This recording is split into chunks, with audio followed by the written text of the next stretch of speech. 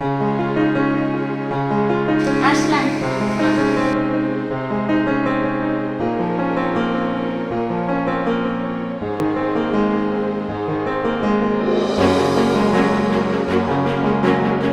নমস্কার সবাইকে, কেমন আছো সবাই? আমি প্রিয়াঙ্কা, আমার আরও একটা নতুন ব্লগে তোমাদের সবাইকে ওয়েলকাম। আজ ভাই ফোঁটা, আর এই বিশেষ দিনটাতে সকাল সকাল ভাইকে ফোঁটা দিয়ে রেডি হয়ে এখন যাচ্ছিও একটা বিশেষ জায়গায়। আসলাম। পুরো ব্লগটা দেখতে থাকো, সবই তোমাদের সাথে আস্তে আস্তে শেয়ার করব। এখন চলো, মাকে আসছি বলে তাড়াতাড়ি আগে বাড়ি থেকে বেরোই, না হলে আর ট্রেন পাবো না। ট্রেনের প্রায় সময় হয়ে এসছে, আর আমি তো সব জায়গাতে যেখানেই যাব সেখানেই লেট, সেটা ট্রেন ফেল করি না, তাই বলে ট্রেন আমি ঠিকই পেয়ে যাই, কিন্তু ওই দৌড়াতে হয়। তারপর স্টেশন এলাম, আমাদের এখান থেকে ট্রেন ধরে চলে এলাম ব্যান্ডেল স্টেশনে। ব্যান্ডেল স্টেশনে অনেকক্ষণ অপেক্ষা করে বসে বসে অনেক ট্রেনের আনাগোনা, অনেক মানুষের যাতায়াত দেখার পর ফাইনালি এলো আমার ট্রেন, নৈহাটি লোকাল। এতক্ষণে তো তোমরা বুঝেই গেছো যে আমি কোথায় যাচ্ছি। আজ যাচ্ছি বড় মায়ের কাছে।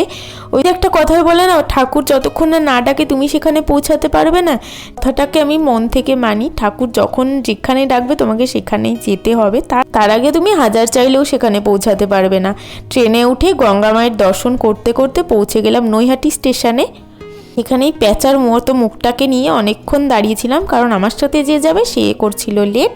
বা স্টেশন থেকে বেরোলাম, হাঁটতে হাঁটতে এখন যাচ্ছি বড়মার মন্দিরের দিকটায়।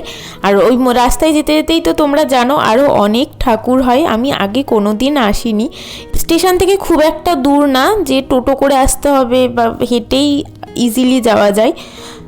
ওই রাস্তাটাতে ঢুকেই প্রথমে এই মায়ের দর্শন পেলাম। এখানে মাকে দর্শন করে প্রণাম করে বেশ ভালো ভিড় ছিল। তারপর রাস্তা দিয়ে যেতে যেতে আরও অনেক মায়ের মূর্তি ছিল, পুজো হয়েছিল। আর জানো তো, আমি লাস্ট কয়েক বছর ধরে কালী পুজোতে উপোস করি কোনো বাধা না আসলে, কিন্তু এই বছর আমার কিছু কারণের জন্য উপোস করা হয়নি। অনেক দিন ধরেই মনটা চাইছিল, আর তো বিশেষ করে কালী পুজোর দিন থেকে আমার মনটা এত টান ছিল যে আমি বড় মার কাছে যাবো, বড় মাকে দর্শন করব। তো বড় মারও হয়তো সেরকম ইচ্ছা ছিল, সেই জন্য আমাকে নিয়ে গেছে ওনার কাছে। আমার দর্শন তো সেদিন করেইছি, তার সাথে আরও অনেক মায়ের দর্শন করেছি। আর এই যে ঠিক বড় মার প্যান্ডেলের সামনে চলে এসেছিলাম, এই মুহূর্তটায় যে আমার কী মনে হচ্ছিল আমি বলে বোঝাতে পারবো না। আমি লিটারালি কাঁপছিলাম।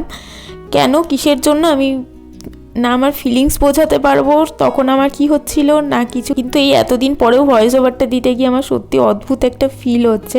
সেদিন ভাইফোঁটার দিন ছিল, কালী পুজোর দুদিন পর, কিন্তু তবু দেখো প্রচুর ভিড় ছিল মায়ের ওখানে।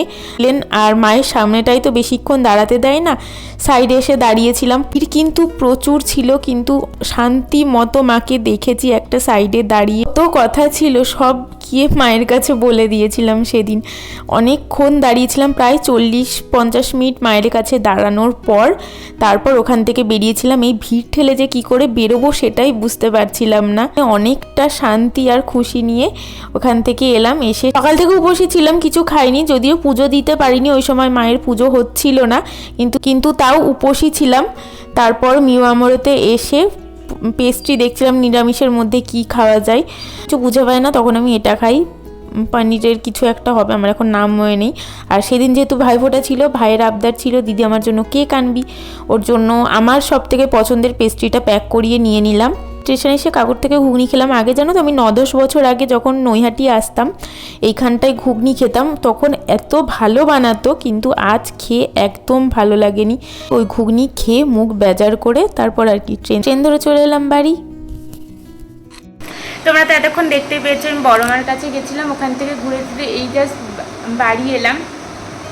এতটা গরম লাগছে, বাড়িতে থাকলে কিন্তু এত গরম লাগে না, কিন্তু বাইরে বেরিয়ে প্রচণ্ড গরম লাগছে। আমি এসে ফ্যানের নিচে ডাইনিংয়ে বসে পড়েছি।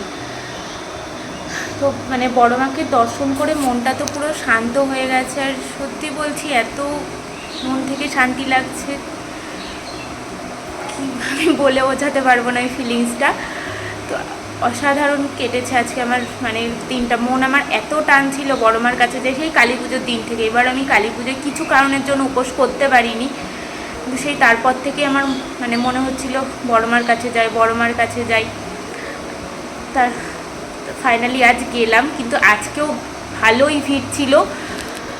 কালকে বা পরশু দিন মনে হয় বড় মার বিসর্জন হবে, তো পুজো তো এখন দেওয়া যাচ্ছে না, নর্মাল মানে শুধু দর্শন করেই এসেছি, কিন্তু মনে পুরো মানে শান্ত হয়ে গেছে মনটা। মানে কতটা যে স্বস্তি পেয়েছি, মানে মনের যত কথা ছিল আমি মনে হয় সব বলে দিয়েছি মাকে গিয়ে। এখন মন থেকে অনেক শান্তি লাগছে, নিজেকে শান্ত লাগছে। তো এখন এই 2:30 মতো বাজে, বাড়ি ঢুকলাম, এবার ফ্রেশ হব হয়ে তারপর আবার আজকে আবার ইন্ডিয়া নিউজিল্যান্ডের ম্যাচ হচ্ছে, সেমিফাইনাল, ওটা দেখতে বসবো।